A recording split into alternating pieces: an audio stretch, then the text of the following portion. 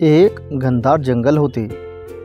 गर्द झाडी आणि अनेक प्रकारच्या झाडाझुडपांनी ते जंगल पूर्णपणे आच्छादले गेले होते. इतके की अगदी दिवसाही सूर्याची किरणे जंगलाच्या आतमध्ये पोहोचणे शक्य होत नसे. त्यामुळे पशु पक्षी आणि हिंस्र प्राण्यांचा वावर जंगलात मोठ्या प्रमाणात वाढला होता. जंगलाच्या थोड्याच अंतरावर माणसांची वस्ती होती. जंगलातील वाघ लांडग्यामुळे त्या वस्तीतील माणसं जीव मुठीत घेऊन जगत असत. त्याच वस्तीत एक म्हातारी राहत होती. तिच्या मुलीचं लग्न झाल्यापासून ती एकटीच राहत होती. तिला आपल्या मुलीची खूप आठवण यायची. म्हाताऱ्या आजीबाईने एक दिवस आपल्या लेकीकडे जाऊन तिला भेटायचं ठरविले. पण अडचण ही होती की तिच्या लेकीचं घर होतं जंगलाच्या पलीकडे. लेकीला भेटण्यासाठी तिला जंगलाच्या वाटेने जावं लागत असे. पण म्हातारी धीट होती. तिने आपल्या लेकीला भेटायचा निश्चय केला आणि न घाबरता ती भयानक जंगलाच्या दिशेने लेकीला भेटायला निघाली. झप झप पावलं टाकत म्हातारी चालत होती. वाटेत तिला एक लांडगा भेटला. तो म्हणाला, "ए म्हातारी, भूक लागली मला, मी खातो आता तुला." म्हातारी मनातून खूप घाबरली, पण तिने तसे दाखवले नाही. ती म्हणाली, "माझ्यात खायला आहेच काय, नुसती हाडे. लेकीकडे जाईन, 4 दिवस राहीन, तूप रोटी खाईन, जाडजूड होऊन येईन, मग तू मला खा." लांडगा म्हणाला, "तू बोलत तर खरं आहेस, पण लवकर ये हां, मी वाट पाहीन." म्हातारी म्हणाली, "अगदी खरं." लांडग्याने तिला जाऊ दिलं. म्हातारी पुढे निघाली. मग तिला भेटला एक वाघ. तो म्हणाला, "म्हातारे, खातो आता तुला."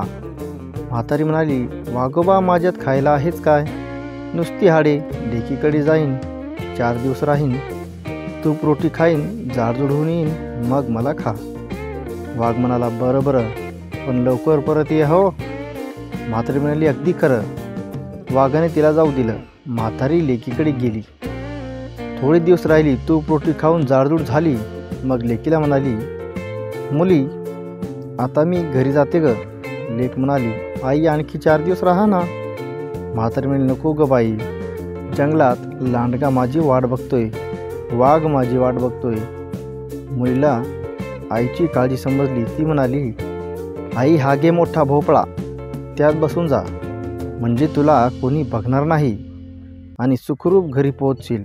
म्हातारी भोपळ्यात बसली आणि म्हणाली, "चल रे भोपळ्या, टुन्नुक टुन्नुक." भोपळा पळत पळत निघाला. जंगलात भेटला वाघ. तो म्हणाला, "भोपळ्या भोपळ्या, म्हातारीला पाहिलंस का रे?" भोपळ्यातून म्हातारी म्हणाली, "म्हातारी बितारी मला नाही ठाऊक, चल रे भोपळ्या, टुन्नुक टुन्नुक." भोपळा जोरात पळत सुटला. वाघाला संशय आला. तोही भोपळ्याच्या मागे पळत सुटला. वाटेत भेटला लांडगा. त्याने भोपळ्याला अडविले, म्हातारीला बाहेर काढले. मग म्हणाला, "म्हातारी, मला फसवतेस काय? आता मी तुला खाणार." एवढ्यात वाघही तिथे आला. तो म्हणाला, "मीच खाणार." म्हातारीला लांडगा म्हणाला, "मी खाणार." वाघ म्हणाला, "मी खाणार." दोघांचे भांडण जुंपले. ते पाहून म्हातारी गुपचीप भोपळ्यात बसली आणि म्हणाली, "भोपळ्या, टुन्नुक टुन्नुक."